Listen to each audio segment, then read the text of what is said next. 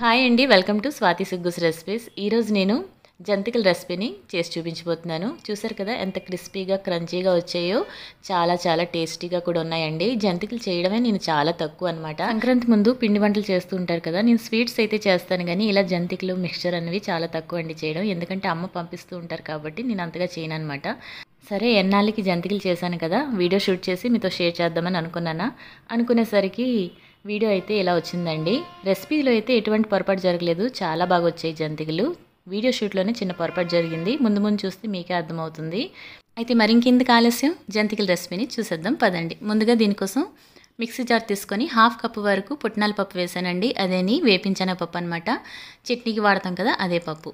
ఇది మెత్తగా గ్రైండ్ చేసుకొని పళ్ళెంలో జల్లెడ పెట్టి జల్లించుకోవాలి. జంతికలలో వేపిన శనగపప్పు పిండి వేస్తే మంచి రుచినిస్తుందండి. దీనికి బదులుగా మీరు పచ్చి శనగపప్పు పిండినే యూస్ చేసుకోవచ్చు. ఇలా జల్లించగా మిగిలిన రవ్వని మీరు ఏదైనా మసాలాలోనైనా యాడ్ చేసుకోవచ్చు, లేదంటే ఏదైనా పొడి చేసినప్పుడైనా అందులో వేసుకోవచ్చు. ఇప్పుడు అదే జల్లెడలో 2 కప్పుల వరకు బియ్యం పిండి వేసుకోవాలి. ఈ బియ్యం పిండి నేను ఆన్లైన్లో తెప్పించాను. ఆన్లైన్లో తెప్పించుకున్న ఈ పొడి బియ్యం పిండితో మీరు ఏ స్నాక్ చేసినా చాలా చక్కగా వస్తాయి. ఇలా జల్లించుకున్న పిండిని ఇప్పుడు ఇందులో మనం 1 టీ స్పూన్ వరకు నువ్వులు వేసుకోవాలి. ఇందులోనే 1 టీ స్పూన్ వరకు కలోంజీ సీడ్స్ వేసానండి. ఇది ఆప్షనల్ అనమాట, మీకు నచ్చితే వేసుకోవచ్చు, లేకపోతే లేదు. కాకపోతే ఈ కలోంజీ సీడ్స్ వేస్తే జంతికలు రుచి చాలా బాగుంటాయి. అలానే రుచికి సరిపడా సాల్ట్ యాడ్ చేసుకొని 1 టీ స్పూన్ వరకు కారం వేసాను. అలానే కొద్దిగా 1/2 టీ స్పూన్ వరకు వామ్ని చేతితో క్రష్ చేసి ఇందులో వేసానండి, మంచి ఫ్లేవర్ వస్తుందని. ఇవన్నీ కూడా ఒకసారి బాగా కలుపుకొని పిండి కాస్త నోట్లో వేసుకొని చూసుకుంటే ఉప్పు కారం సరిపోయిందో లేదో తెలుస్తుంది. సరిపోకపోతే సాల్ట్ అయినా కారం అయినా యాడ్ చేసుకోవచ్చు. ఈ పిండిలో ఇప్పుడు 2 టేబుల్ స్పూన్ వరకు ఆయిల్ వేసానండి. ఆయిల్ అంతా బాగా పిండికి పట్టేటట్టు రబ్ చేసుకుంటూ కలపాలన్నమాట. మీరు ఆయిల్కి బదులు కాస్త బటర్ వేసినా చాలా బాగుంటుంది, ఒక 2 టేబుల్ స్పూన్ల వరకు.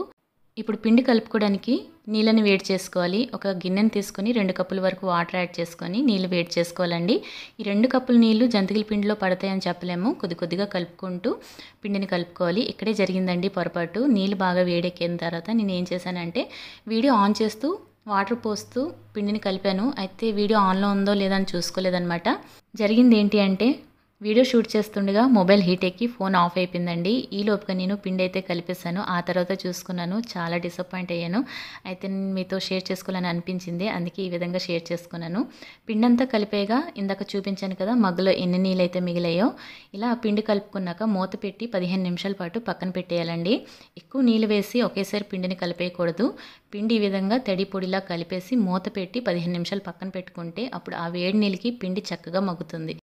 15 నిమిషాల తర్వాత మూత తీసేసి పిండిని కొద్ది కొద్దిగా తీసుకుంటూ మిగిలిన వాటర్తో కొద్ది కొద్దిగా వాటర్ వేసుకుంటూ జంతికల పిండిని కలుపుకోవాలండి. పిండి కలుపుకోవడం ఈ విధంగా కలుపుకోవాలి. అంత గట్టిగా కలుపుకోకూడదు, అలా అని లూజ్గా కలుపుకోకూడదు. నేను చూపిస్తున్నాను కదా, ఈ విధంగా పిండిని కలుపుకోవాలి. మీకు చూపించడానికి పిండిని కొద్ది కొద్దిగా తీసుకుంటూ మీకు కలిపి చూపిస్తున్నాను అనమాట. నేను చేసేది తక్కువ క్వాంటిటీలో కాబట్టి పిండి అంతా ఒకేసారి కలిపేయచ్చు. మీరు ఎక్కువ క్వాంటిటీలో చేసుకుంటే పిండిని కొద్ది కొద్దిగా తీసుకుంటూ వాటర్ వేసుకొని కలుపుకోవాలి. ఇప్పుడు జంతికల మిషన్ తీసుకొని చక్కగా పిండిని ఇందులో పెట్టుకోవాలండి. ఇందులో ఆయిల్ అప్లై చేయొచ్చు, కాకపోతే నేను ఈ జంతికల మిషన్ని శుభ్రంగా వాష్ చేశాను కాబట్టి ఇంకా ఆయిల్ అప్లై చేసిన అవసరం లేదనమాట. ప్లేట్ మీద చిల్లులు గరిటె పెట్టుకొని ఈ విధంగా జంతికి వేసుకొని ఒకసారి చూడండి. చక్కగా వస్తే పర్వాలేదు, బాగా రాలేదు, గట్టిగా పడినట్టయితే పిండిలో మరి కాస్త వాటర్ పడతాయి అన్నమాట. ఇలా చట్రం పైన వేసుకొని చక్కగా మనం ఆయిల్లో వేసుకుంటే ఈజీగా ఉంటుంది. మీరు కావాలంటే ఏదైనా క్లాత్ మీద జంతికలు వేసుకొని అలా అయినా మీరు చేతితో తీసుకొని ఆయిల్లో వేసుకోవచ్చు. నాకైతే ఇలా చిల్లులు గరిటె పైన జంతికి వేసుకొని ఆయిల్లో వేయడమే ఈజీగా అనిపించింది అనమాట. జంతికలు క్రిస్పీగా, క్రంచీగా రావాలి అంటే ఆయిల్లో వేయించుకునేటప్పుడే చక్కగా వేయించుకోవాలన్నమాట. ఆయిల్ హీట్ ఎక్కాక మంటను మీడియం ఫ్లేమ్లో ఉంచాలి. జంతికలు వేసుకున్నాక మీడియం ఫ్లేమ్లోనే జంతికలన్నీ వేయించుకోవాలి. తక్కువ వేయించుకున్నారంటే జంతికలు మెత్తగా వచ్చేస్తాయి, ఎక్కువ వేయించుకుంటే గట్టిగా వచ్చేస్తాయి. అందుకే జంతికలు వేగాయి అని తెలియాలి అంటే ఇప్పుడు ఆయిల్లో వచ్చే నురగ ఉంది కదా, ఈ నురగ కాస్త తగ్గిపోవాలన్నమాట. నురగ తగ్గినట్టయితే అప్పుడు జంతికలు ఫ్రై అయినట్టే. ముందుగా వేసిన జంతిక అయితే చక్కగా ఫ్రై అయిపోయింది కాబట్టి అది ముందు తీసేసాను. ఎక్కువగా ఫ్రై చేసుకున్నామంటే గట్టిగా వచ్చేస్తాయండి తినేటప్పుడు. జంతికలు చేసేటప్పుడు మాత్రం ఈ చిన్న టిప్ ఫాలో అవ్వాలండి. ఈ టిప్ కానీ ఫాలో అయితే ఎప్పుడు చేసినా జంతికలు పర్ఫెక్ట్గా చేసుకోగలం అనమాట. చూసారు కదా, కలర్ఫుల్గా వచ్చాయి కదా. 2 వాయిలకు తగ్గట్టు పిండిని కలుపుకోవాలండి. ఎక్కువ క్వాంటిటీలో చేసుకుంటే, లేదు 1/2 కేజీ పిండిలాగా చేసుకున్నారు అంటే మీరు అంత పిండి అంతా ఒకేసారి కలిపేయచ్చు. మీకు చూపించడానికి కోసం అనేసి నేను ఈ విధంగా చేసి చూపించాను అనమాట. ఇప్పుడు మిగిలిన పిండిని కూడా 2 భాగాలుగా చేసుకొని పిండిని అంతా కలిపేసి జంతికలు అయితే వేసేసాను. ఈ విధంగా మీరు క్లాత్ పైన వేసుకోవాలంటే ఏదైనా మంచి క్లాత్ తీసుకొని దానిపైన జంతికలు వేసుకొని ఆయిల్‌లో సరిపడా జంతికలు వేసుకొని ఈ విధంగా చేత్తో తీసుకొని డైరెక్ట్‌గా ఆయిల్‌లో వేసుకోవాలి.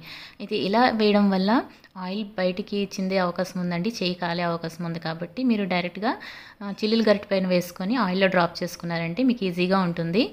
లేదంటే మీరు డైరెక్ట్‌గా ఆయిల్‌లోనే పెద్ద జంతికలా వేసుకోవచ్చు. ఎలా అయినా చేసుకోవచ్చండి. మీరు ఈ క్రంచీ, టేస్టీ జంతికలని మీరు ఇంట్లో ట్రై చేయండి. మీకు ఎలా కుదిరిందో కామెంట్ బాక్స్‌లో నాతో షేర్ చేసుకోవడం మర్చిపోకండి. మరొక రెసిపీతో మళ్ళీ కలుద్దాం. Thank you for watching. Bye.